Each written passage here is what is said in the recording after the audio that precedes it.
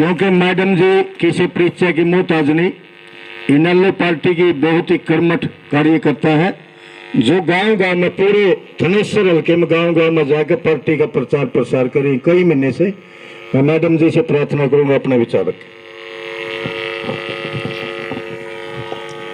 बहुत बहुत धन्यवाद। सबसे पहले तो सभी को मेरा नमस्कार। आज देखिए, सबसे पहले तो हम यहाँ मॉडल टाउन में पहुँचने पर भाई अर्जुन सिंह चौटाला जी का बहुत बहुत स्वागत करते हैं, अभिनंदन करते हैं। और उसी के साथ साथ मैं जिले सिंह भाई जी का बहुत बहुत धन्यवाद करती हूँ कि उन्होंने यहाँ बहुत बड़ी संख्या में आप सभी को एकत्रित करने का जो काम किया और इस प्रोग्राम को सफल बनाने का जो काम किया, उसके लिए वो बधाई के पात्र हैं। और आप सभी देखिए, मेरे भाई बैठे हैं, बड़े बुजुर्ग बैठे हैं, मेरी महिला शक्ति, मेरी माताएं बहनें अपने कीमती समय में से समय निकालकर यहाँ पहुँचे हैं, उसके लिए मैं आप सभी का बहुत बहुत धन्यवाद करती हूँ। आज देखिए, हमारे जो यहाँ इकट्ठे होने का जो कारण है, उसका सबसे जो मुख्य कारण है वो है लोकसभा के चुनाव। और मौजूदा हालात के बारे में आपको शर्मा जी ने अपने गीत के माध्यम से सारी स्थिति आप ही साफ हो जाती है कि आज के मौजूदा हालात क्या है। क्योंकि आज देखिए, कोई भी वर्ग हो, चाहे हम किसान की बात करें, मजदूर की बात करें, व्यापारी की बात करें या कर्मचारी की बात करें, महिलाओं की बात करें, पढ़े लिखे नौजवान पीढ़ी की बात करें, प्रत्येक जो वर्ग है वो आज मौजूदा सरकार के कारण समस्याओं से जूझ रहा है। आज जो हरियाणा प्रदेश का जो सबसे मुख्य जो समस्या है वो है बेरोजगारी की समस्या। प्रत्येक घर में पढ़े लिखे बच्चे हैं, चाहे वो कोई लड़की हो या लड़का, आज सभी के बच्चे पढ़े लिखे हैं। लेकिन आज उन पढ़े लिखे बच्चों के सामने जो सबसे बड़ी समस्या जो आ रही है वो ये आ रही है कि उनके हाथों को काम नहीं मिला, उन्हें नौकरियां नहीं मिली। और नौकरियां ना मिलने की वजह से वो निराशा जो आज युवा पीढ़ी के अंदर, क्योंकि युवा पीढ़ी आने वाला कल है, भविष्य है, देश को बनाने वाले हैं। अगर उनके लिए कोई काम नहीं करेगी सरकार तो हमारा देश तरक्की नहीं कर पाएगा। देश को तरक्की की ओर ले जाने के लिए युवा पीढ़ी का, नौजवान बच्चों का मजबूत होना बहुत ज्यादा जरूरी है। और आज देखिए, अपने पास 5 साल बाद एक ऐसा मौका आता है कि हम सरकार बनाने का काम करते हैं। चुनाव का समय आता है, बड़ी बेसब्री से हम इस चुनाव की वेट करते हैं, क्योंकि जनता के पास तो एकमात्र साधन यही है, उसके पास वोट की ताकत है। आज और कोई ताकत तो जनता के पास बची नहीं है। अपनी बात को कहने तक का हक नहीं दिया गया इस सरकार में।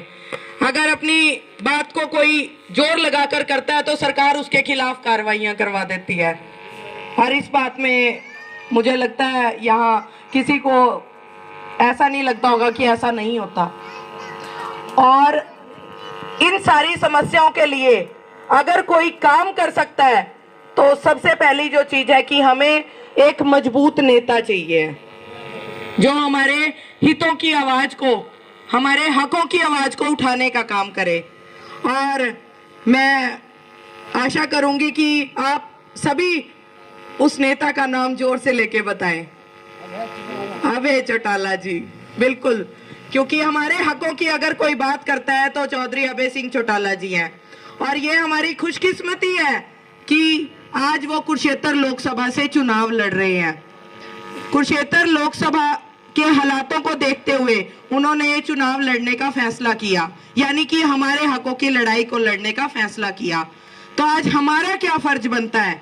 हमारा ये फर्ज बनता है कि हमारा नेता हमारे हकों की लड़ाई को, सिर्फ कुरुक्षेत्र की बात नहीं है, वो पूरे हरियाणा प्रदेश में प्रत्येक व्यक्ति के हकों की लड़ाई को लड़ रहे हैं। लेकिन आज बारी हमारी है, हमें उनके लिए कुछ करके दिखाना, और कुछ करके दिखाने में हम अपने वोट का सही इस्तेमाल कर देंगे तो हम उनके लिए बहुत कुछ करके दिखा देंगे। और ये उनके लिए नहीं है, ये अपने बच्चों के भविष्य की लड़ाई है।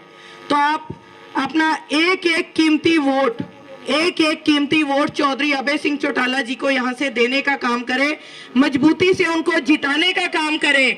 क्योंकि अगर हमारे सामने समस्या खड़ी है और उस समस्या के लिए अगर कोई काम कर सकता है तो वो चौधरी अभय सिंह चौटाला जी हैं। इंडियन नेशनल लोकदल है और इंडियन नेशनल लोकदल ने हमेशा ये साबित किया है कि मैं आप लोगों के साथ हूँ, मैं जनता के साथ हूँ। बहुत बार ये साबित हुआ। चौधरी अभय सिंह जी चौधरी देवीलाल जी को की नीतियों को आगे बढ़ा रहे हैं, क्योंकि मेरे बड़े बुजुर्ग बैठे हैं। हमारे पास इस काम के बहुत सारे उदाहरण हैं, क्योंकि आज जो बुढ़ापा पेंशन, जो बुजुर्गों को मान सम्मान रूपी राशि जो मिल रही है, वो चौधरी देवीलाल जी की देन है।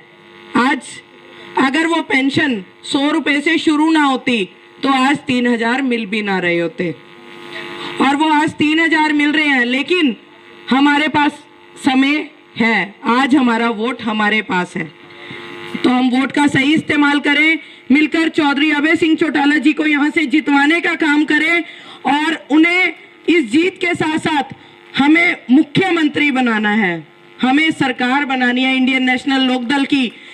और इंडियन नेशनल लोकदल की सरकार हम मिलकर अगर बना देंगे तो जो बुजुर्गों की जो मान सम्मान रूपी राशि मात्र 100 रुपए से शुरू हुई थी, उसे बढ़ाकर चौधरी अभय सिंह चौटाला जी 7500 रुपए करने का काम करेंगे।